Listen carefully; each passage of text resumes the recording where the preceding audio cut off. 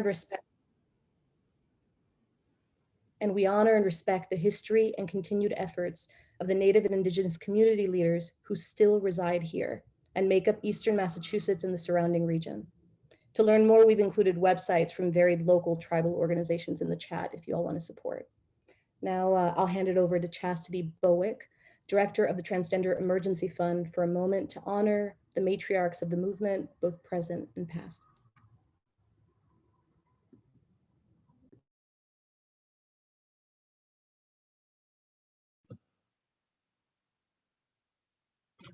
Good evening, everyone. My video is not coming on, but good evening. I would like to take a moment to honor the lives of the transgender, gender nonconforming, and non-binary individuals who were taken away from us too soon. Like Jahaira Dialto Balenciaga, Rita Hester, Marsha P. Payet No Mind Johnson, and so many more of our ancestors. So at this time, we take a moment to recognize their lives.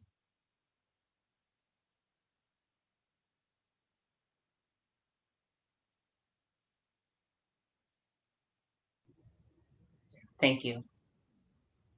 Thank you, Chastity. So we have a lot to unpack this evening. We have a lot to cover. So I thought if you wouldn't mind, I'd just ask each of you to briefly introduce yourselves and then we can begin. Maybe we start with the interim mayor. Is she present yet?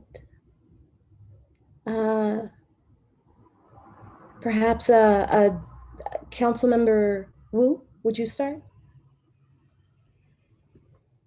Sure. Good evening, everyone. Thank you so much for creating this space and making sure that we are coming together to discuss the issues that are pressing and urgent and center on the LGBTQIA plus community. I am honored to serve as one of your 4 at-large city councilors in my 8th year on the Boston City Council, and now running for mayor of Boston to ensure that our city steps up in this moment.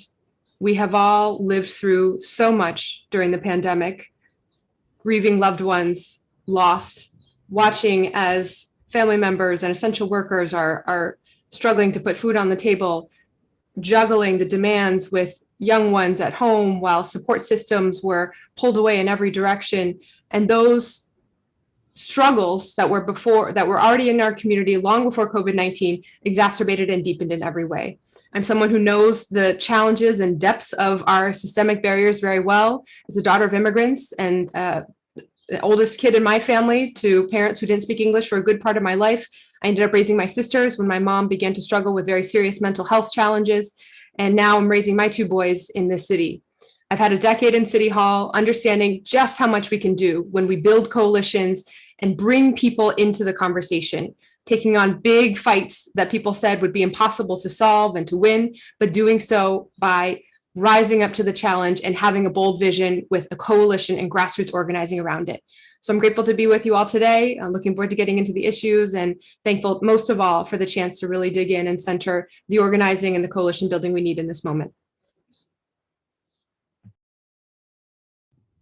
Anyone can go next, feel free. I'm happy to introduce myself next. My name is Anissa Asaibi George. I use the pronouns she, her, hers, and am very proud and honored to be with all of you this evening to have, I think, a robust and thoughtful conversation about the work that is left undone here in the city of Boston. I've served on the Boston City Council this last almost 6 years now, and am proud to represent every neighborhood across the city of Boston.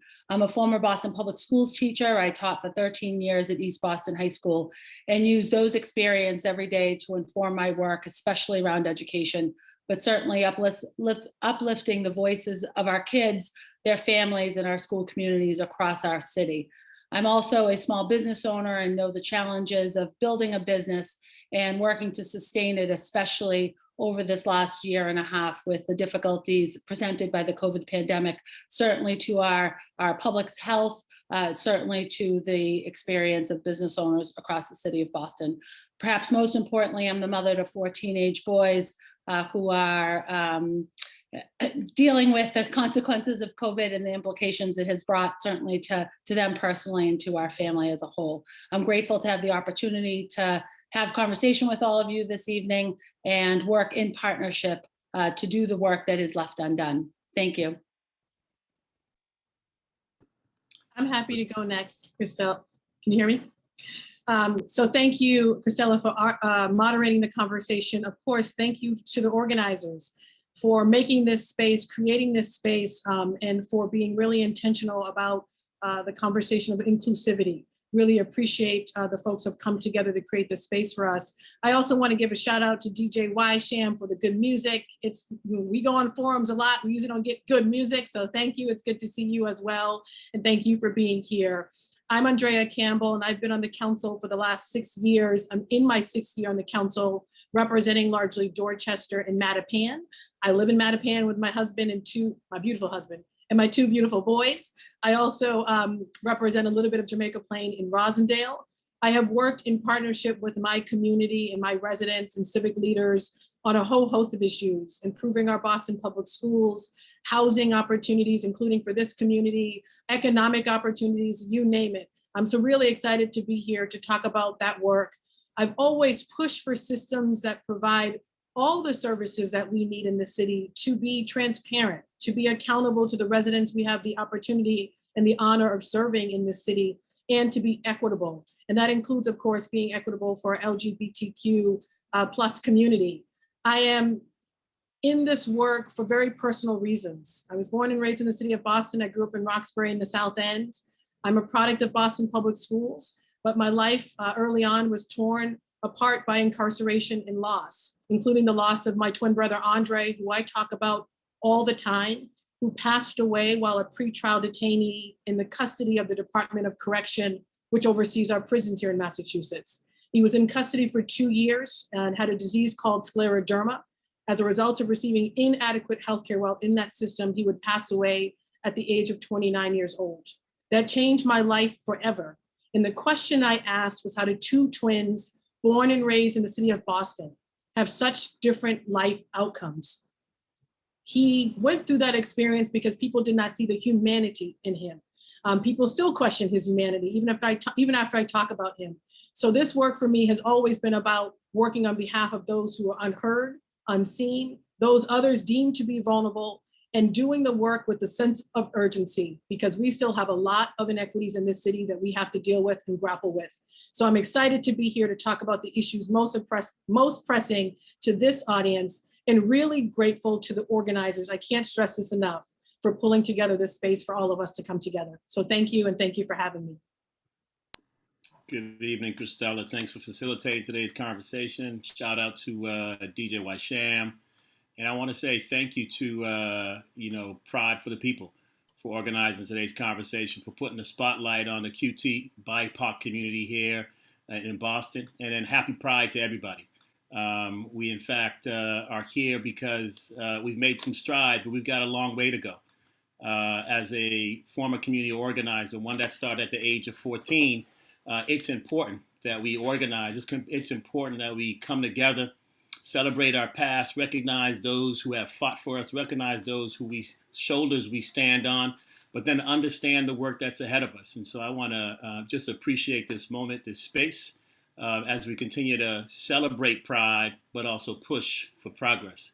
As the executive director of the Dudley Street Neighborhood Initiative, it was important that as we tried to change community, that we looked around and made sure that the diversity was there, that it was inclusive, that we were looking at it in terms of race, in terms of geography, in terms of age. And as the first youth organizer and then the first youth to sit on the board of the Dudley Street Neighborhood Initiative, I recognize that. I recognize the fight for that. And I recognize the importance of making sure that we continue to push and making sure that we have the voices, all the voices at the table. As mayor, I will continue that tradition. I will continue to make sure that the quest for the QT BIPOC community is not one that is limited into a corner, but is one that we look and we shine the light on in every area, whether it's for our young people at BPS and making sure there's safe space and their conversations are identity affirming, whether it's at Boston Police Department, and making sure we've got diversity and we're representing all of the community. We need to make sure that Boston continues to make strides so we can, in fact, be proud while continuing to push for progress. So I just want to say thank you for allowing me to be here and allowing me to be part of this today. Great.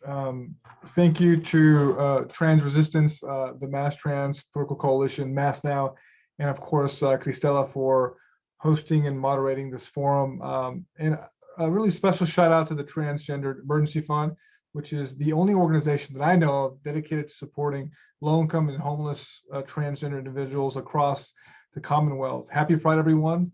And let me start by acknowledging, that LGBTQIA plus rights are human rights. The ability to love and live authentically and openly, should not be limited to those who align with traditional gender norms. And the core mission, I believe, that I'm committed to as a state representative now, as a person of the community, and as hopefully as the next mayor of Boston, is to make sure that our folks, the QT BIPOC folks, have a voice at the table, because it's those BIPOC identified people who have often suffered from discrimination and racism, while being at the forefront of so many of our social movements, right? And I'm especially referring to Black trans women. So I'm proud to represent a district on Beacon Hill and in Boston as one of the largest and most active LGBTQ communities in the country. In fact, one of my first votes on Beacon Hill was to prohibit the use of gay conversion therapy, which prevents therapists from attempting to change a minor's sexual orientation. Because I believe and I'm committed to making sure that your voices should be celebrated and welcome.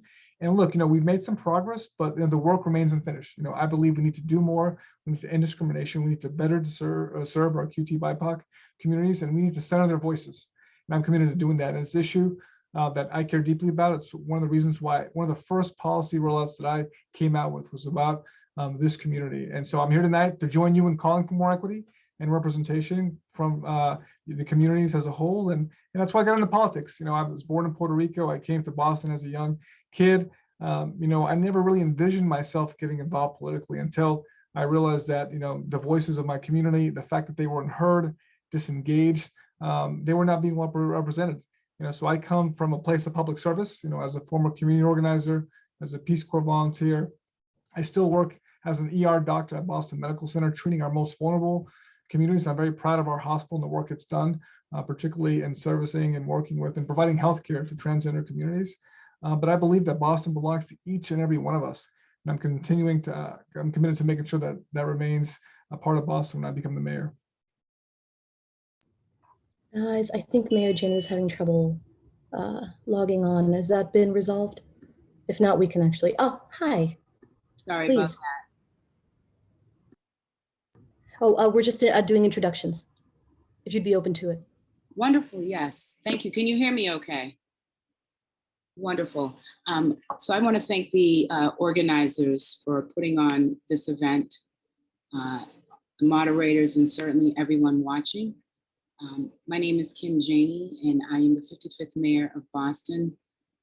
I grew up here in the city of Boston, born and raised, overcame a lot in my childhood, young adulthood, understand a lot of the challenges that many of our residents face, having lived them myself, dedicated my life's work to organizing and advocacy because of those experiences, those lived experiences that are very different than all of my predecessors, being the first woman mayor and the first Black mayor for the city of Boston.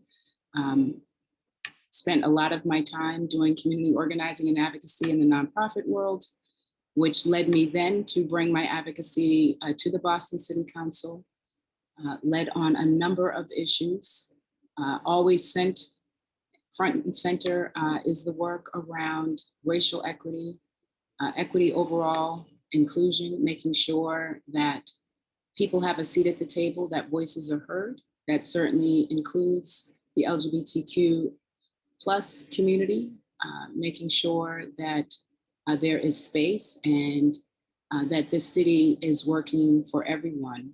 On the city council, was elected by my peers to serve as council president, leading the most diverse council in Boston's history, including the first Latina on the council, the first openly gay woman on the council, All of that led me to taking the oath of office earlier this year as mayor. And I'm really proud to be here, to be someone who stands in solidarity with the LGBTQ plus community, and looking forward to a productive discussion. I really apologize for the technical difficulties that prevented me from being with you earlier, but looking forward to a good discussion. Thank you.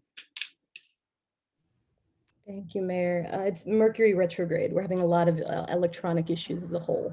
I'm going to try and get through as many of my questions as I can by 8, and then we're going to take a brief pause and to kind of collect questions from the chats that people are submitting. But as I said before, these are all questions folks put in when they actually registered for this event. So this is coming from the community itself.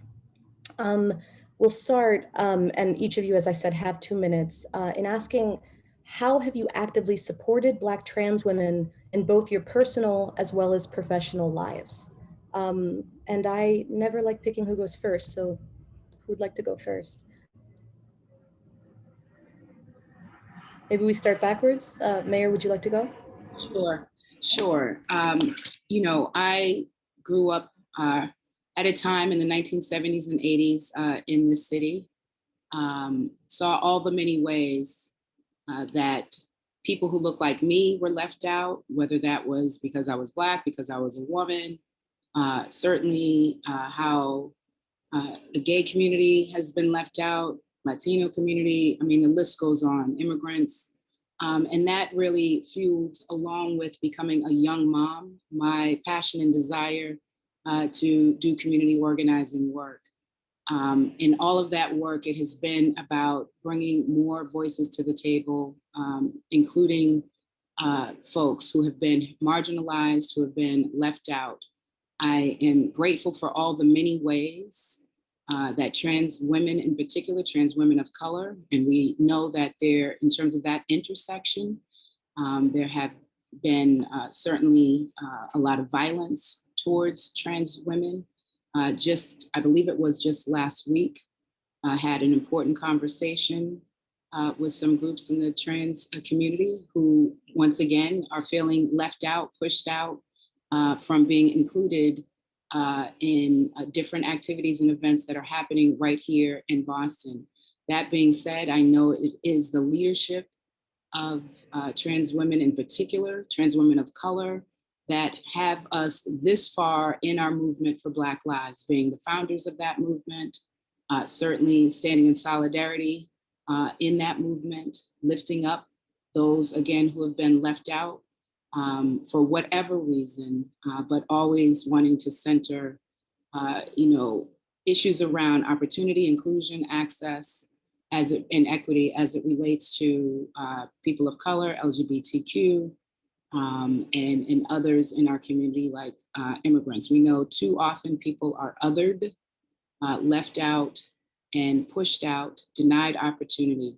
I've been a big proponent when it comes to gender neutral spaces, making sure that folks have, again, opportunity to express and be who they are, regardless of what society thinks. Apologize, Mayor. We said earlier. Tell me, what is the time limit? 2 minutes. Okay. Yeah, I'm so sorry about that. Is there a timer? Yes, Sasha Goodfriend is keeping the time. I'm not, that's not my part of it. Yeah. I apologize. Oh, no, please. And to be clear, we're focusing on Black trans women simply because it's been an epidemic of violent murders, both in Massachusetts and across the nation. Recently, the death of a prominent leader, Jahaira Dialto, happened in Dorchester. Rita Hester's death in 1998, I believe, actually began Transgender Day of Remembrance. Boston is a place where this movement started. And every year, those deaths, the numbers grow. So the question is around Black trans women specifically, both in your personal and professional lives. I believe maybe State Rep John Santiago, if you. Sure. Thank you, Cristela, for the important question, which I think really centers this debate that this forum that we're having, this conversation. And I'll be honest with you, Cristela, I've grown a lot in this space. This is a space that, I didn't know much about. I grew up in a house that was, my father and my mother, and these issues were discussed. I grew up in a Puerto Rican household where, we were taught not to think about these things, not to discuss these things. And it was really for a lack of ignorance, or for ignorance rather. And I grew and I evolved. And, particularly in my experience as a physician in the emergency room, I work at a place that treats some of the most vulnerable residents of this city at Boston Medical Center. And I can tell you, as someone who still works the ER shift at Boston Medical Center, that I've taken care of a number of Black trans women, one of which who I see often because she comes in, she is homeless, she is suffering from substance use disorder and domestic violence. And I have treated her countless number of times. There are people in the ER who know her very well. And she has taught me so much about not just her individual life, but the movement and the work. And as a result, I've been engaged, I've been educated, and I know the work remains unfinished. And in addition to centering my work around vulnerable communities, but it's really been the past couple of years since I've become a physician, really making sure that's been very intentional and working with this community as a stakeholder. My work on Beacon Hill and representing a community in the South End where there are a number of people from the LGBTQ community that live here and people suffering from homelessness and mental health use disorder down on Mass and Cass that really changed and allowed me to. Forgive me, folks. I know this time is short. I really apologize. I hope this is not something that we'll continue doing. It's just kind of a brief amount of time we have, and we're trying to cover all realms. We don't mean to be disrespectful. City Council Councilor Asabi George, yeah? Thank you very much. And I'm certain that none of us take offense to being muted. It is unfortunately the great limit in time that we have to talk about some very important issues and certainly seeking to find solutions to some of the greatest challenges we face in the city. When I think about government's role, especially here in the city of Boston, it is to support those that are most in need and those that are most vulnerable. Just a few months ago, I was told by the Mass Nurses Association that the Boston VNA put hateful rhetoric in their draft contract, essentially tying sexual orientation to pedophilia. I wrote a letter to the head of Boston's VNA, got my colleagues on the council to join me in calling them out, which we did as a group, and we posted it and shared it publicly and widely. We're still fighting this fight. In fact, a vote to strike will be held this week. During my time on the council, I've also led both on issues of homelessness and mental health, as well as substance use disorders. All of these affect the LGBTQ community at disproportionate rates, and even more so when we think about the Black trans community. Women in particular are great at risk, and Black trans women even more so. Just recently, I held a hearing on specific outreach for women, especially who are disproportionately impacted in very severe and violent ways around the opioid crisis and homelessness. We need to make sure that we are doing more in this way to support women. There are far too much discrimination and violence against trans women of color in particular, when we think about their time in our homeless shelters and living unsheltered on our street. Our number one job is to keep those that are unhoused safe when we think about the role of the city and government and of our public health agencies. I've led on the fight for adding mental health clinicians to support every single one of our students across our entire school district. And we know the impact of being sort of set aside because you identify as and represent a part of the LGBTQ community.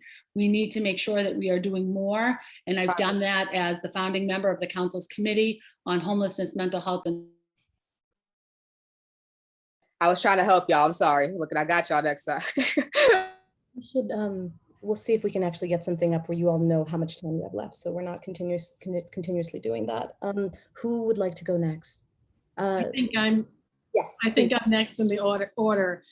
Thank you. And frankly, we're used to 90 seconds or 60 seconds in some forums. So thank you for a little bit more additional time.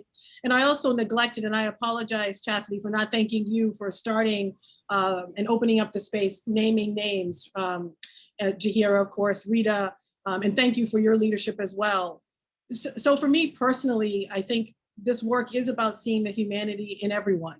And I mentioned my twin brother, Andre, recently because he is the reason I do this very work.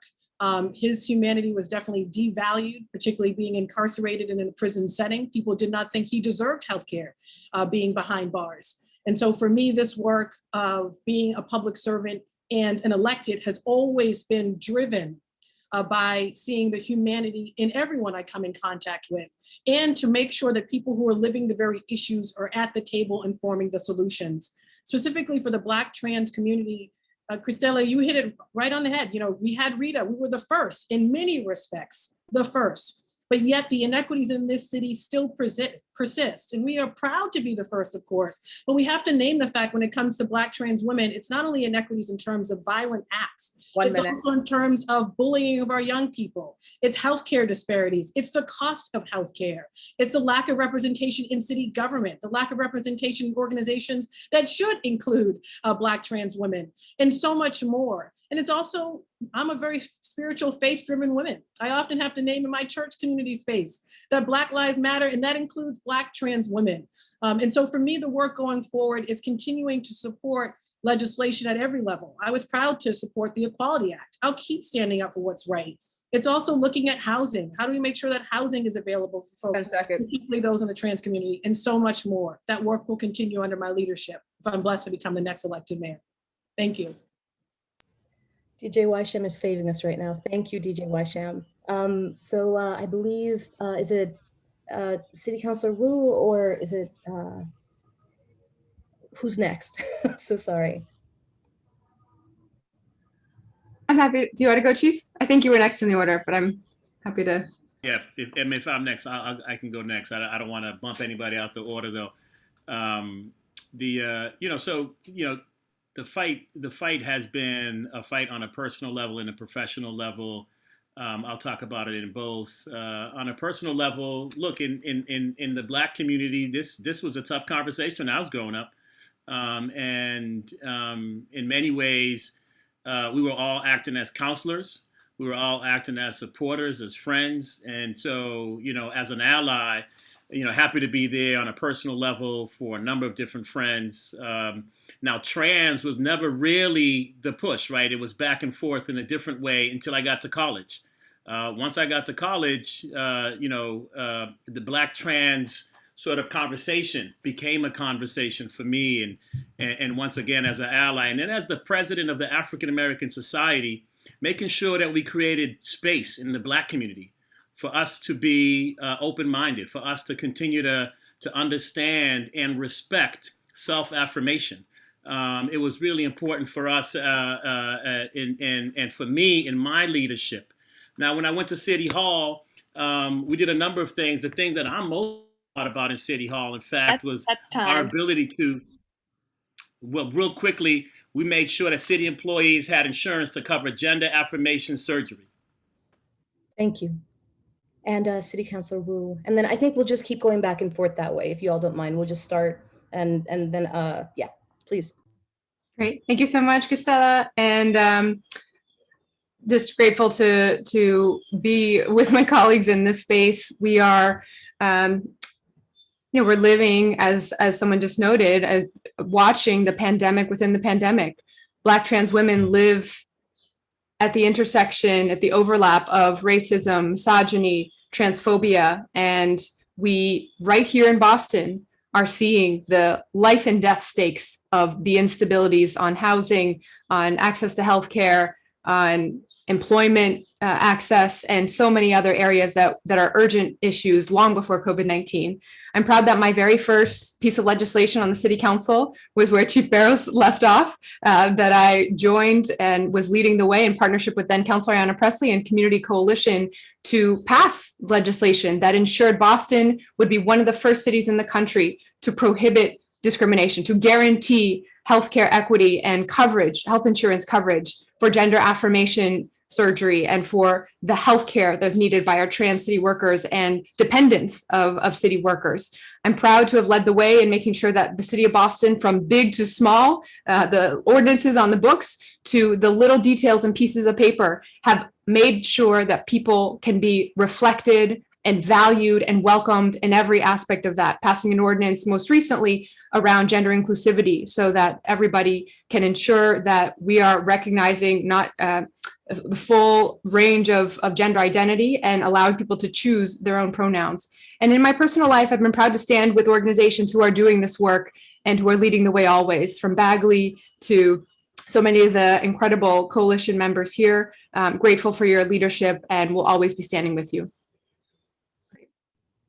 Thank you so much. So we are going to pivot to protecting queer youth. These are some of the issues that rose to the top that people kept asking about. Do you have a plan to protect queer youth? And in that, how will you ensure BPS students have access to adequate mental health services that are both racially and culturally competent just across the board? Mayor, would you like to start, and we'll just keep going that way? This is a very important issue. We know, particularly with our young people, the incidence of bullying, the fact that there's social media kind of brings a new intensity to this issue. Young people who are told that they have to conform to a certain way, often by their own family members, often end out on the street. Many of our young people who are homeless are often, members of the LGBTQ community, particularly trans, much more likely to use substance, much more likely to commit suicide. Like, this is a state of crisis. And so making sure that we create space for our young people to lead the way in terms of what they need.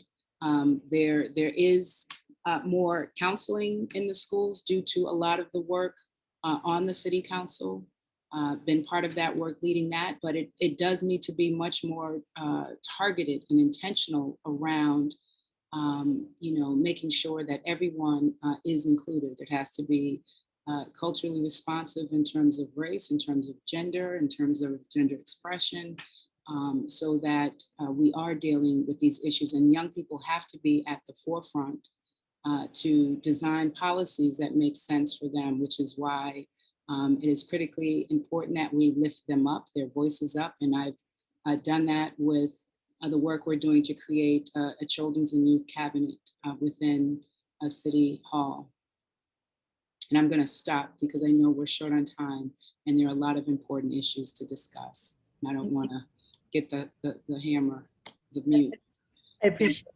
We'll go to State Rep John Santiago next. Great. Thank you, Cristela. I mean, the issue that speaks to me when we talk about these issues, particularly within the youth community, is homelessness. I mean, the LGBTQ youth compose 40% of the homeless youth population. I mean, in that particular environment, lacks the support system that puts people at risk for violence and for incarceration, for addiction. We can, and we must do better. And so I'm very much committed to increasing homelessness services across the board, but specifically within the community, within the LGBTQ community, and that means creating New England's, first trans shelter. I mean, it's important that we be very serious and intentional about the work that we do and the communities that we want to serve.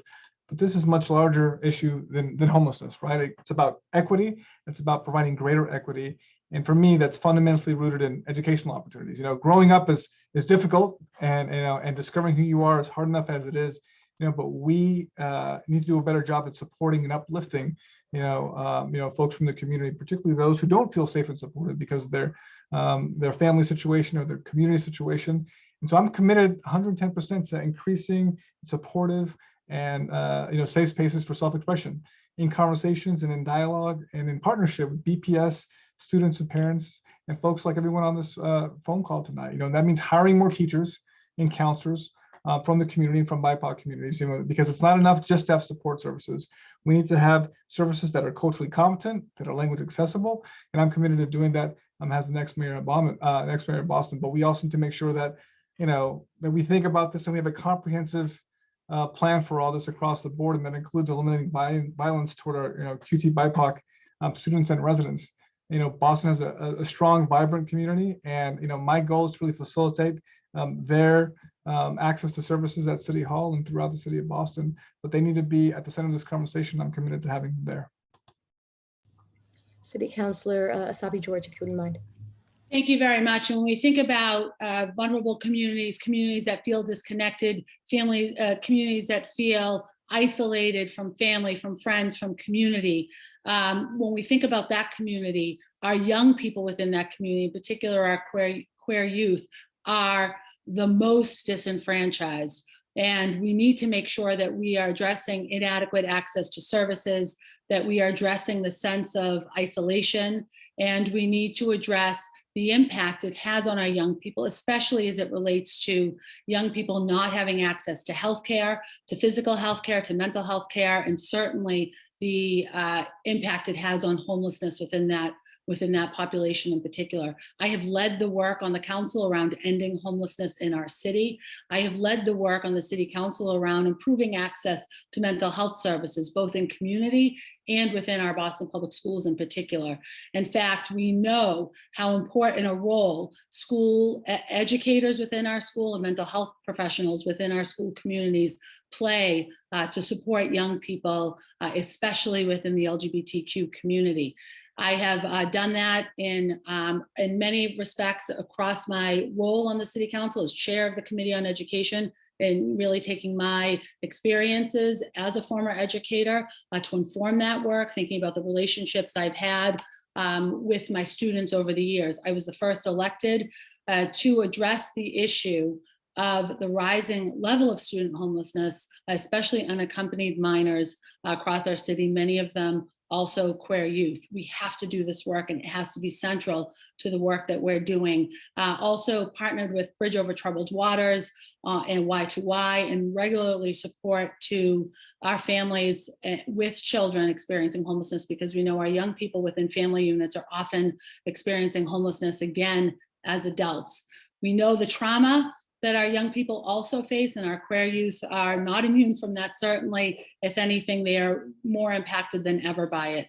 Again, we've got more work to do, but currently focused on it every single day in my capacity as a city councilor, and will continue to do that as mayor of the city.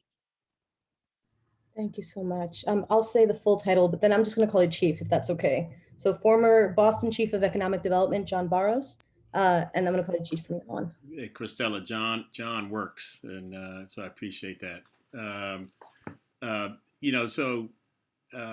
Youth and protecting youth is such an important part of anything that we do, and particularly as government. I've had the opportunity to work with youth groups, all types of youth group. I'm going to talk about the work I did on the school committee. Boston's come a long way. We didn't have a policy around queer and trans youth. We didn't have a policy on reporting. We didn't have a way we didn't even talk about it. It wasn't even on the books when I was on the school committee. We had to fight to make sure, in fact, that our queer and trans youth could be seen, our LGBTQIA plus community, could be valued. And today we still need to do more work. And I remember the push was not just about supporting young people, it was about supporting the adults that were supporting them. Some of our teachers and staff and faculty felt that they weren't seen and they weren't being supported. And so to make sure that happened was really important. Today, we need to increase the training that we give for counselors. We need to increase the training that we give to teachers so that they can be able to identify issues and be able to be allies at the appropriate time, and not just structured support groups in our schools. And that's something that, as mayor, that I think we're going to have to do, making sure that we've got a better ratio than right now. I believe our ratio for guidance counselor to students is 1 to 400 students, and that's not going to cut it. You can't have 1 to 400 students reporting to one guidance counselor. We've got to do better than that, and that means that our guidance counselors, we got to bring that ratio at least half, and then train all guidance counselors and make sure that in fact that they're allies and that they understand BPS's current policies to support and be there for all students and to affirm self-affirmation by all students. I made the mistake of skipping over City Councilor Campbell. Would you please answer the question? I apologize. No problem. It's definitely coming up to the screen. First of all, thank you so much for this question. It's often an issue that's overlooked, and that's why this forum is so critically important tonight. When we talk about our LGBTQ plus youth, higher rates of bullying, of course, higher rates of suicide, homelessness, housing instability, economic instability, the list is long. They're the same inequities for many youth, but of course exacerbated particularly for this community. I actually know these issues firsthand. I started my legal career representing youth in education cases for free. So most of the families I worked for came from Dorchester, Mattapan, Roxbury. Most of the communities were poor that our students came from and our youth came from. Was fighting often against Boston Public Schools for these students to get the supports that they were entitled to. That wouldn't change if I'm blessed to become the next elected mayor of the city of Boston. And it does require, of course, Boston Public Schools providing more mentors and guidance counselors. And I'm also going out there and saying, get rid of school police. I've seen the damage that causes in our school buildings. And I do think we should redirect those resources to more social supports for our students. I also think curriculum changes are critical. When we were developing our recent equity plan, we heard this quite a bit, really important. But I also don't want to forget the young people that are often not talked about. Those are students I represented who were in DYS, students in the foster care system that have even higher rates of some of these inequities that often are not a part of anyone's conversation. And that population and populations are critically important to me as someone who was in the foster care system as a young girl, along with my brothers. So for me, it's making sure they get the education and educational services they are entitled to. They get the human capital and other supports that they need, and that it's a wraparound support for the family and not just the youth. I don't know where the timer is, but I definitely want to be safe. So I'm just going to stop there.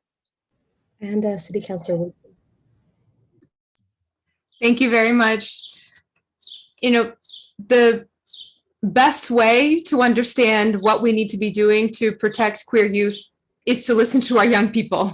I've been proud throughout the course of my time on the council to be partnering and listening to, following the lead of our young people on all dimensions, whether it was launching a youth transportation project to survey and seek feedback from more than 300 Boston high schoolers and realize the barriers that the way the school district was allocating bus and T passes was impacting our young people, and to change that, whether it was partnering and having a youth advisory committee working with in my council office, or on this campaign, having an active youth group that we are listening to and following the lead of. Our young people are leading the way already. And we know it's issues of housing stability, of transportation access, of safety in our schools and in the community. And so I'm grateful to a community coalition that has centered these voices and to have filed legislation to stop the over surveillance of communities of color, particularly Black, brown, young people, and ensuring that we will have provisions in our city ordinances that will end the information sharing between school safety officers and federal immigration authorities, stopping the school to deportation pipeline. We need to do so much in this moment to ensure that we're laying the foundation for opportunity, stability, and access for the next generation. And that means, first and foremost, following the lead of those who've been already doing the work and ensuring that we are creating the spaces, creating the governance structures where those voices will have a true impact. Thank you so much. Just to sort of, I think a theme that's coming up in the chat a ton is policing. So I think we should dedicate the last half hour to that along these lines. I'll have some questions around that. Right now, I'm going to hand it over to Chastity Bowick again of the Transgender Emergency Fund with another question.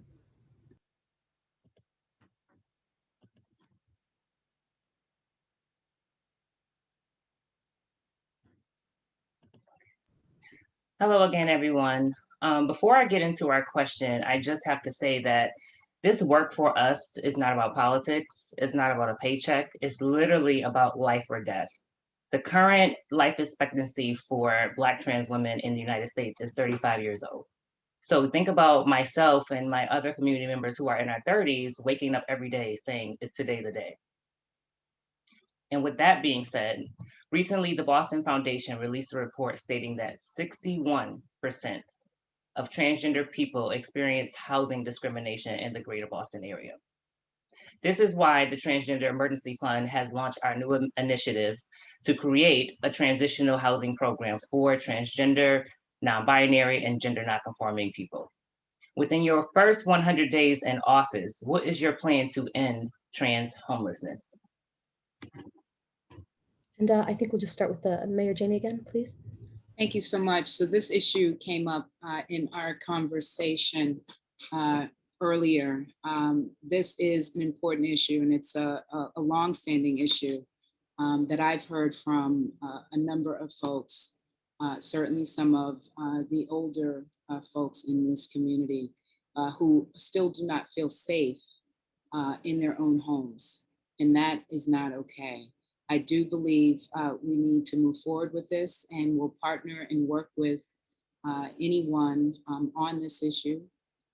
We have a number of housing policies already underway that will get more opportunity for so many people. This is overall a housing crisis. We know that COVID has made this even worse.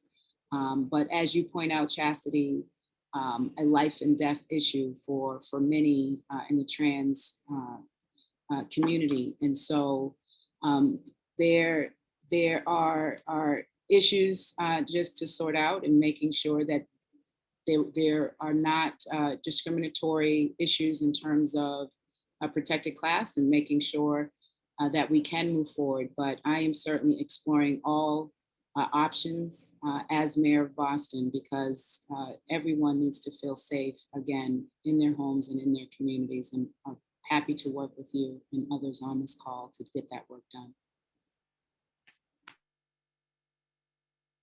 Sorry, State Rep Santiago, please. Gotcha. Thank you, Chastity, for the question. Look, you have my commitment from day one to work with you, to allow you and your community to lead on this important issue that is not just about housing, right? I mean, we know that housing justice equals economic justice, housing justice equals health justice. If COVID has taught us anything, it says it's exposed and exacerbated every type of disparity that we've been talking about. And the folks that have been through so much have been, significantly impacted by not just COVID, but by, the prior issues that we've been discussing today. Let me just say emphatically that there should be, not a single resident, or family in Boston who's living on the verge of eviction, and that goes for especially our most vulnerable communities. We need to do a better job at preventing folks from being displaced, from losing their homes, and keeping people in the neighborhoods they grew up in, if they so choose, And so as mayor, I want to dramatically expand, prevention and protection resources when it comes to eviction, but one that is intentional, one that is culturally competent, one that serves your community to the utmost extent. And I've been a lot of advocate for this at the State House. When I ran for office the first time, the big issue that came up in my community was education, but was housing. I live in a community that's been gentrified significantly over the years, right? And so as a member of the COVID leadership team, one of the first things that we did was to put together one of the most progressive moratoriums on eviction. And I'm very proud of the work that we've been doing. And so I'm committed to continuing that work at City Hall by centering your voices and making sure that you're involved, and that we are very intentional about the communities that we want to serve, because we just can't use blanket statements about housing for all. We really need to understand and have the sensitivity that some communities have it worse than others. I mean, this is what I see every day as an emergency room physician at Boston Medical Center. And this is how I plan to be as the next mayor of Boston, working closely with you, allowing your voices to lead, and just following that, and making sure that you have the resources in order to do that. City Councilor Asabi George, please. Thank you for the question, because we know certainly across the board, through all of our forums over these last few months, housing and the cost of housing here in the city of Boston is very high. And we know it's too expensive for too many of our families, too many of our residents to stay. And we appreciate and understand the added challenges that our LGBTQ community faces, especially our trans community, around discrimination, displacement, unjust evictions throughout the housing process. I will say, as mayor of this city, I can lead with my experiences, but I need your partnership. I need to be able to follow your lead, to lead with your experiences in mind. We know that discrimination and violence exists, and it certainly exists within the process of seeking housing. It also exists on our streets across the city of Boston. It also exists in our shelters across the city of Boston. When our residents are unsheltered, are unstably housed, and access our shelter system, it's a place where we have a certain responsibility, but we know we have failed at the job of keeping those that are unhoused safe. particularly when we talk about and consider the aggressions that trans women face on our streets and in our shelter system.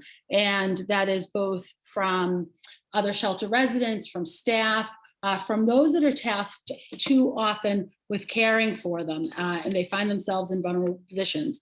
But then through the housing system itself, we need to make sure that we are working to implement specific initiatives and programs that are centered both on BIPOC communities and LGBT communities, those that are experiencing unstable housing, and making sure that we are putting the proper supports in place.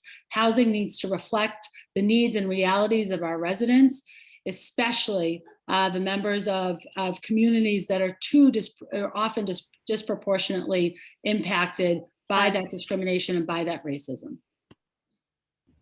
City Councilor Campbell, please. Thank you. And Chastity, thank you for the question, but also for the work that you do every single day. I've seen you at council hearings doing the work, and I can't sort of move on and answer your question without just acknowledging what you said, that this work can't be political because people are dying. And so I appreciate you sharing that. For me, this work isn't political either. It is because people are dying.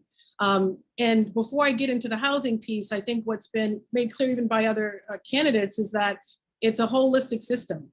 When I was doing my public health plan, for example, I was shocked to learn just how high the numbers were in terms of how much healthcare costs in the state of the Commonwealth of Massachusetts for those who identify as trans or those in the LGBTQ plus community, how difficult it is to get access to healthcare. So in my public health plan, I talk about how we can change that in the city of Boston, while at the same time looking at our hospitals, which are sorely underrepresented in terms of employment opportunities for people of color generally, using that industry as well to create jobs, which is critically important, as well as we talk about housing. As a resident recently remarked, give someone a damn good job, well, they can buy a home. And so it goes hand in hand. On the housing piece, I'm really proud that my first piece of legislation as a counselor was a Community Preservation Act. That is generating millions of dollars for affordable housing. And we can be more intentional on pushing it to be utilized to end homelessness for this community. We've had some projects go through that are specifically for the LGBTQ community, but we need greater intentionality to make sure it is more expansive. This is millions of dollars every single year. We're obviously getting federal dollars that have to be utilized for different purposes. This should be one of them. The second piece I'm really proud of is my vacant lot initiative. I didn't get a lot of attention. It's not a sexy issue, but I was looking at the hundreds of city-owned vacant lots that were usually used for blighted community, non-community purpose. And I said, this could be used to deal with the housing crisis, the homelessness crisis, economic opportunity. So I don't know what that was, but I don't know if that was, you're done. No, that was my timer. I'm sorry, you're done. But I'll just end by saying, the vacant lot initiative, I was really proud of, including bringing program into the Boston Housing Authority. So I'll continue that work. So thank you for the question. Thank you so much. I'm here, but thank you. John Barros. Thank you, Cristela. I'll try to be brief and to the point. I'm gonna offer three different solutions that we should look at and that I would push forward as mayor. But I'm gonna first say that there is a housing system and there are community groups doing this work. And what we need to do is make sure whatever we do that we're coordinated with the different groups pushing, that we're coordinated with the Transitional Housing Initiative by the Transgender Emergency Fund. It's really important that we first solution work with those that are doing it and build their capacity. The city of Boston needs to fund those organizations like GLAD, who have a program around transgender housing. We need to make sure that, in fact, the second thing that we do is that we are building permanent supportive housing. We have transitional programs, but we don't have a housing program, in fact, that builds permanent supportive housing for the QT BIPOC community or LGBTQIA community plus in general. And so we have to be very intentional about that. The third is to make sure that we're monitoring this. And so the Boston Fair Housing Office needs to set up a commission that is monitoring this and reporting on an annual basis, or at least from a 1 to 3 year basis, the discrimination any progress that's happening and what we're doing, whether it's working or not working, so that we can change, do differently, or do more. Those are the three things that I think we need to do immediately. And City Councilor Wu.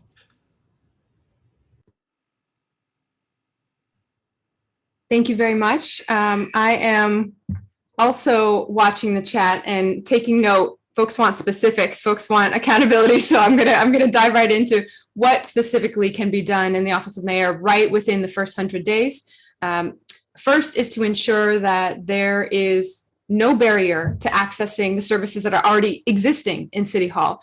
And there's no better way to connect with community members than through trusted community partners, the organizations who are on the ground doing this work. So the very first immediate thing is to ensure that we are convening and reaching, plugging in with organizations that are already connecting with and able to reach all community members.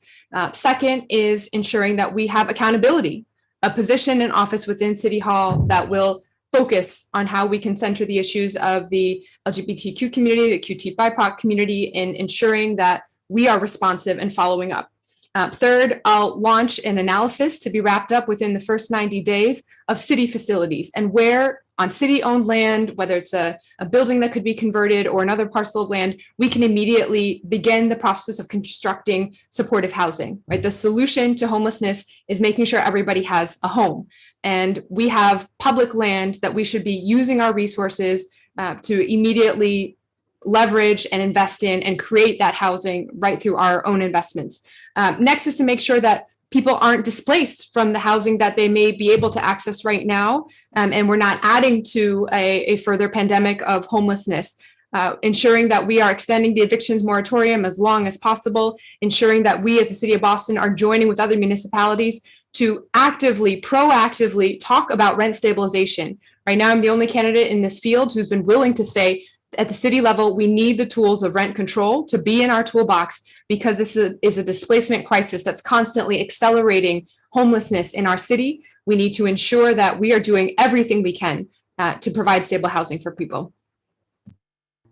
Thank you so much. I have to say, as a journalist, this chat is a wealth of ideas and comments and thoughts. I'm saving it. I'd also say there's a gentle reminder from someone in there who said, queer youth are not a monolith. I want to hear more about how the candidates will support queer trans youth. And I would say as a community, the queer community, the trans community, non-binary people, no one is a monolith. So when we're asking specifically about trans folks, that's what we're talking about. And I think homelessness specifically is a large issue in that community in comparison to others. We're going to move along. I'm pivoting as we speak. I said we were going to break at 8. We're not breaking. There's too much to discuss. So I'm going to hand it to Samantha Montaño of Mass Now, who has a question. Hi, folks. Thanks for being here and for answering these questions that we have so far. So my question is, because of systemic racism and policing, what will you do to ensure that future prides in Boston will not require a police presence? So for instance, community marshals or folks who are just not armed, and that the events will be planned and led by a more diverse and representative group of folks. Also acknowledging that the Black Lives Matter march that happened last year was with community marshals. So we know it can be done. Cristela, are you gonna moderate to candidates? Oh, yeah, we'll start again with Mayor Janie, if you wouldn't mind. Thank you so much. When it comes to celebratory parades, we certainly need to make sure that everyone feels safe, whether those gatherings are celebratory or protest. As it relates to policing, there is a lot we need to do to ensure that we all feel safe. We know now, certainly, there is so much work to do. Earlier today, I had to announce the termination of the police commissioner who was on leave for an investigation that documented violence against his former wife and for actions that followed since. And we know that he is not unique in this. We know that Women are not unique in experience this in terms of cisgender women. We know that in the trans community in particular, feel targeted, feel that they are somehow under attack from all fronts, and especially from the people who are supposed to keep them safe. So in terms of policing, there is so much work to reimagine, to make sure how we respond to crisis, how we proactively so-called police our communities, what is happening in our schools, making sure that there are new policies underway, the ones that need to be updated are being updated, implementing all of the recommendations that have come out in the task force. Ultimately, we have issues in terms of some communities feeling safe and many, many others who do not feel safe. So sorry. State Rep Santiago, please. Great. Thank you for the question. Look, you absolutely have my commitment to get us, to move us to a city where, in every direction, in every social function, we can be safe, and I will ensure public safety. And I want to get to a place where we don't have to have police, at these places, where we can have safe places to congregate and to share in these important activities and community events that we do. But I think, what I'm hearing here is this bigger issue when it comes to policing, particularly in the trans community. I mean, let me just say adamantly that we have to protect the trans community, and I'm committed to bringing the QT BIPOC community into the conversation surrounding public safety, not just at Pride, not just at public events, but throughout. We have to ensure that they are protected, that they feel safe, and especially for Black transgender women, and that starts with listening and engaging you. And as mayor, you have my commitment to create a QT BIPOC council that's going to provide me with recommendations on how City Hall and how city government should be working, how we can promote greater inclusion, and how we can really emphasize the work that these historically marginalized communities, have done, and to uplift them and to engage them and make sure that they're part of the solution. Because there's no question that our criminal justice system here in the city and in the state in this country continues to be stacked against communities of color, especially our QT BIPOC community. And, we need to look at the entire criminal justice system, including policing. We need to implement structural reforms to undo decades of racism, of discrimination, and of harm done. And I'm glad my work on Beacon Hill, working with the Black and Latino Legislative Caucus to put forward a police reform package that put us on a pathway to getting there. And so when it comes to City Hall on the 5th floor, working with the community, you have my absolute commitment to do that. And, because as you said, the trans community, particularly those of color, they've been discriminated against, and, we need to protect them. And I'm committed to doing that as the mayor of Boston. So City Councilor Sabi George, and I would just emphasize specificity. What are structural reforms? What do they look like? How will they happen? When will they occur? Please. Great, thank you. And thanks for the question and asking for that additional clarity. Boston has an opportunity to implement reforms and demonstrate the benefit of accountability and transparency, and truly lead on community policing. We can be both safe and just. These things are not mutually exclusive, but we have to make certain that we include the needs of our BIPOC and trans community in the community component of community policing. As mayor, I will push for critical reforms, including expanding implicit bias training, expanding the use of mental health clinicians, and stepping up community outreach. I believe that it's fundamentally important for our police force to reflect the diversity of the community it serves. As mayor, I will fight to increase diversity across BPD by recruiting new officers from diverse backgrounds and promoting diverse candidates into leadership roles. This includes racial and gender diversity. This includes members of the trans community. I will also commit to limiting the number of police officers needed to help with marches and parades, and rely more on organizers and marshals to help coordinate these large-scale events. I believe very clearly that we can do these things together, that we need to be at the table and work with mutual respect on these efforts to make sure that members participating and the community at large is safe and also treated with the certain respect and dignity that these larger scale events and small scale events deserve. Thank you. City Councilor Campbell, please. Thank you, Samantha, for the question. And the short answer is, because we're about specifics, I get it, is yes. I'm for removing police officers from these settings. And frankly, I've been at protests and marches where there've been marshals and everything went just fine.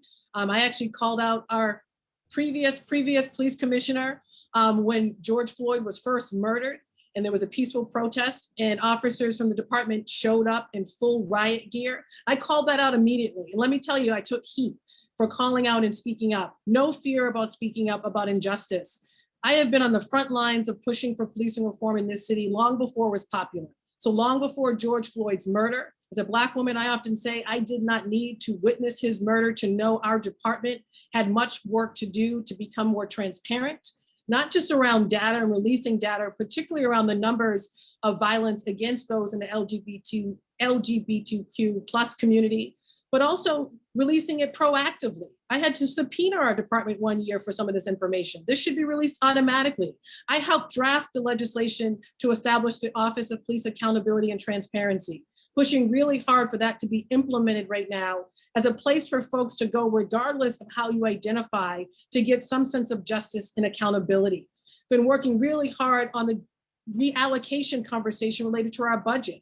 I'm the only candidate with a plan that specifically calls to remove at least $50 million from our overtime budget or from the budget itself, which is $400 million, a $70 million overtime, and to redirect those resources towards the root causes of violence. We could use some of that, to Chastity's point, to help end homelessness in the trans community. We could use some of those resources to help our young people who are dealing with bullying. I have a lot of specifics in my plans on my website. I know we only have 2 minutes. I really encourage folks to look at our websites, to look at my website, because I was really intentional about engaging a whole host of folks to help inform these plans so I could put out specifics. And I speak to my record of accomplishment as a way to be held accountable to what I'll do in the future. So thank you so much for that question, Samantha. Thank you. Former Chief John Barrows, please. Thank you very much. So this is not about, thinking about how it gets done. This has already been done. We've seen it happen in the past, and so we can do it. Security without police. That's what I'm committing to. We need to develop alternative systems to provide safety and crowd control at, pride events, at other events. The way we do it is we work with the community. If we want safety, we work with the QT, BIPOC community. If we want safety, we work with the BML community. If we want to make sure that the marshals are respectful, we make sure that we get those that are working in the community. We've done it before. New York is doing it right now, has committed to it. Boston is smaller than New York. We can do this. But it also means that we've got to make sure that we've got the relationships on the ground. I know some of the work that we did during the Black Lives Matter protests was because we called community folks in and had conversations. And as mayor, I will convene people and bring folks in from the QT BIPOC community to have those conversations. It has to be done in consultation. It has to be done through your leadership, through your participation, so that we can make sure that this is not just done to you, but done with you and by you in your leadership. And so I think that is critical. It's important for politicians not to be here to dictate or to decide, but to serve. And as mayor, I will serve you and make sure that we work together. And City Councilor Wu. Thank you very much. This is already happening in community. This is what's going to happen this weekend at the march and festival that sponsoring organizations are putting together. This is what we've seen happening in BIPOC communities over this last year in Boston. And so the role of city government is to be a platform, to coordinate, to amplify, to invest in the convenings and directly with the funding that enables and empowers community members to create their own safety. And I agree with so many of my colleagues that this is a much larger issue than just about special events, although these special events are an incredibly important baseline to bring people together. But we need deep reform across the structures of public safety and public health every single day of the year, not just when we are having our marches and festivals. So I've been proud to lead the way when it comes to ensuring that Boston is moving forward and pushing forward with a public health-led response to crisis calls, to note that in so many of the instances where we are sending armed law enforcement, we're actually not only not providing residents with the services that are necessary, but actively introducing risk and harm. And so Boston should be following the many examples that already exist across the country for how we are transforming and better using our resources and able to stabilize communities, to meet the needs, and to really connect with the work that residents are already doing on the ground to create safety at the community level every single day. Thank you so much. I knew this hour and a half would fly by. It is 8:13. I'm going to introduce Trey Andre Valentine of the Mass Trans Political Coalition with the next question. And if I can fit something in at the end, I will try to do so. I know we're expecting to end by 8:30. Thank you, Cristela, and good evening, everyone. The Transgender Equal Rights Bill was signed into law by Governor Patrick in 2012, protecting trans people in areas of housing, education, credit and lending, and employment in Massachusetts. In 2016, Governor Baker signed into law the Public Accommodations Bill to include gender identity to the Public Accommodations Law. However, that same year, anti-trans activists put up the law for repeal on a statewide ballot measure, and thankfully voters decided in 2018 to retain the law. However, trans people in Massachusetts are still experiencing discrimination, and with an increase in anti-trans and violence increasing, how would you ensure that the public accommodations protections are fully implemented in the city?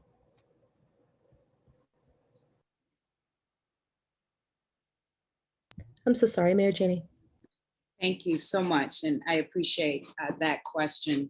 And want to say, Cristela, that this is most likely the last question that I'll be able to participate because I do have to go. You know, I think this should be low-hanging fruit. The reality is we still have a long way to go, as you point out, in terms of moving forward. In terms of, you know, the restrictions that people feel or experience, you know, that stuff even happens in the home before they even go out into the world. So there is a lot of work that needs to happen to change how people think about these issues. I remember getting into debates with people around issues around bathrooms and who should be able to use which bathrooms, which I think is ridiculous.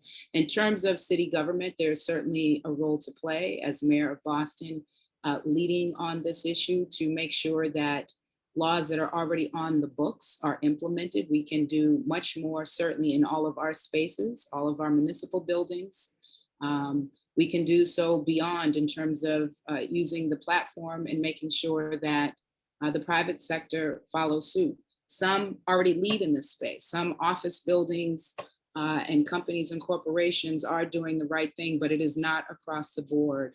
And so, I am, again, we'll work with you and others to make sure that we are doing everything to ensure that there is true, I think, inclusion and opportunity for everyone, whether the QT population, the LGBTQ, BIPOC, everyone needs a seat at the table and a voice. And most important, this work has to be led by those who are most directly impacted. And so want to create space in my administration to hear from the voices on the work that needs to happen moving forward. I want to thank you for moderating a wonderful discussion, Cristela, and certainly all the folks who are presenting questions, and look forward to continuing to work with you moving forward. And thank you to all of the other candidates in the Zoom box. See you soon. Thanks so much. State Rep Santiago. Great. Thank you for the question and for highlighting some important pieces of legislation that have moved the ball forward, right? But the law is only the law, right? We need to do more than talk the talk. We need to walk the walk. And I'm committed to doing that as the next mayor of Boston, and committed to championing QT BIPOC folks in every sector of my administration, right? Because too often they still continue to face discrimination, not just in the public writ large, but in the city, and in certain services and sectors that they don't need to be, And so you have my commitment to that I will ensure the appointment and hire members from the QT BIPOC community to serve in key positions in City Hall. We will create a QT BIPOC council that will inform me and provide me with recommendations in order to move this issue forward. Because listen, I know what I don't know, right? I've centered my life around in public service and in medicine by engaging people and bringing people to the table to really educate me and folks that I care about on issues that need to be advanced, And so when it comes to creating new protections against discriminatory housing policies, when needed, you have my absolute commitment to that. I want to promote arts and cultural spaces and to allow people to feel, freely and openly able to celebrate their professions and their work. And I'm committed to doing that, and as well as expanding employment opportunities. I mean, we have to understand the comprehensive nature of this, right? We have to fight in the legislature and in City Hall to get the laws done, but we really have to walk the walk and really have to make sure that your voices are being centered and that we're investing, as a mayor and as a city council and as a state legislature in the work that needs to be done. And, you have my commitment to start and implement our first trans shelter in New England. You have my commitment to dedicate housing and mental health resources to the trans community because they need it. I see it in the front lines as an ER doctor, and I'm committed to doing that as the next mayor of Boston. City Councilor Asabi George. Thanks again for the question and for the evening, and holding us as elected officials and those seeking the highest office here in the city of Boston to represent you. It is critically important. It's absolutely critically important that when we are talking about LGBTQ issues, that we are intentionally centering the voices and issues of those most marginalized.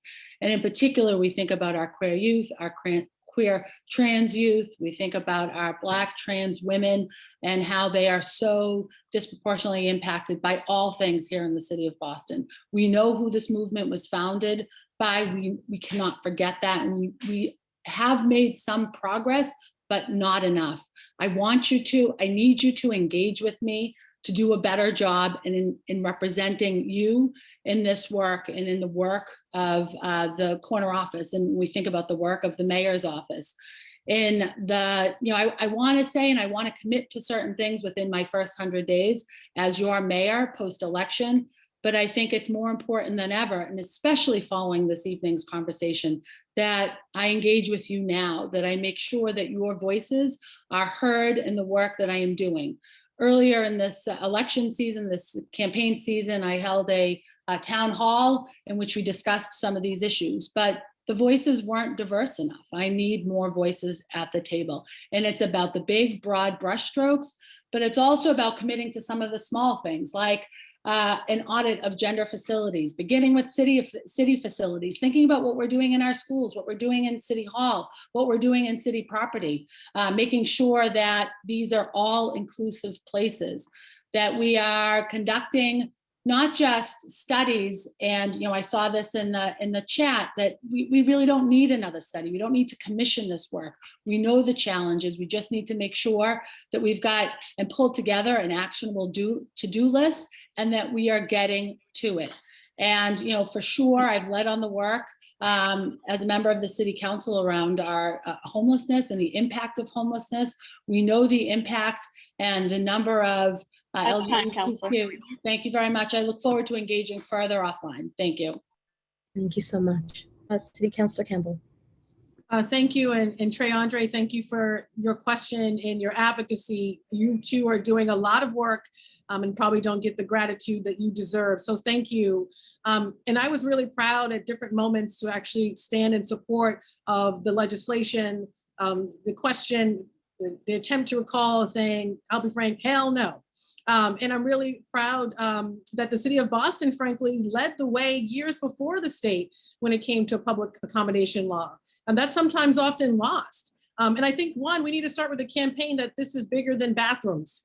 It's more than that. It's about creating a more inclusive and inviting and welcoming city, and making sure that everything we do is indeed inclusive for everybody. So I think, one, that's where we need to start. I think the city of Boston is actually doing a credible job right now. I will give credit to the previous administration as well, particularly doing the work with partners, with community and partnership. But this is really an issue for the private sector. This is when the city of Boston needs to step up and pull all the levers that we have. You want a contract with the city of Boston? No. You want permits with the city of Boston? No. Until you actually are implementing these laws, and until that happens, these are the ways that we should hold the private sector and others accountable. And I'm all for that, including not making sure that those we're doing business with are not anti this community. So there's a lot of levers that the city of Boston can pull. I would definitely do that and continue to do that work going forward. Former Chief John Barros. Thank you very much. So I do believe in the city playing a role in enforcing these laws. It's critical. And in fact, what I would do as mayor is make sure that the Human Rights Commission of the city of Boston is given the role of investigating discrimination based on sexual orientation and gender identity. These laws exist, and Boston needs to play its role in making sure that we protect people in our city. Now, it's not just about public accommodations, as our counselor said. It's about employment discrimination. It's about housing discrimination. That law was broad, and we need to make sure that there are public hearings on those who are not upholding the law. That we are publicly shaming, and I like the idea, and we'll take that, Campbell, counselor, and make sure those who are bad actors after those hearings are not given contracts, are in fact not doing business with the city of Boston. But I think the Human Rights Commission, which has the right to subpoena, is the right place to have those hearings to make sure that Boston is playing its role. And in the case where we need to send it up to the state, in the case we need to make recommendations for further investigation by law enforcement, but the city of Boston has to play a role in that. And as mayor, I will do that in the first 100 days. City Councilor Wu. Thank you. Boston has a tremendous impact when we speak up and we lead at the city level, beyond just what's within technically the purview of city government. And I remember in several years ago how iffy it looked in a lot of moments, whether Governor Baker would sign or not sign the legislation, what would happen with the ballot initiative. And in that moment, when I was serving as city council president, to ensure that although the city of Boston had passed public accommodations legislation a decade earlier, and we were doing our utmost to pass resolutions, to get on record and supporting it, that we would use every platform we had to apply pressure.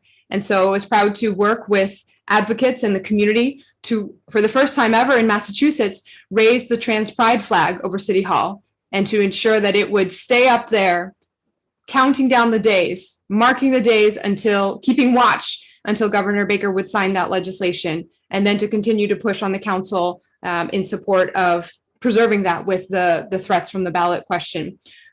We need to legislate to the most of our ability, whether it's healthcare discrimination, prohibiting healthcare discrimination, whether it's the gender inclusivity ordinance. I was proud to file with Councilor Liz Braden on the council and to pass that, and any other ways. Boston has to lead by example throughout our facilities, throughout our buildings, throughout our programming, in every facet of city infrastructure.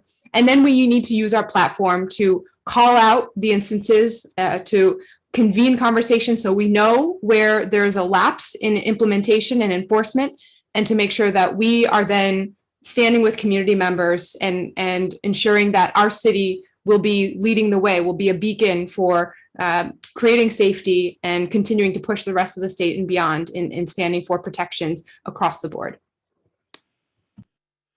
Thank you, everyone. It is 8:26, and I've had you here for a very long time. We're gonna stop there. I am gonna note there were many questions about financial insecurity, about job insecurity, about food insecurity, concerns about the fact that there's no office for LGBTQ advancement, questions of whether those jobs will be paid and the emotional labor will not fall once again on marginalized communities. These discussions are happening in the chat, and the attendees have stayed over 100 this entire time. I think at most we had 136 people. So you know the interest here.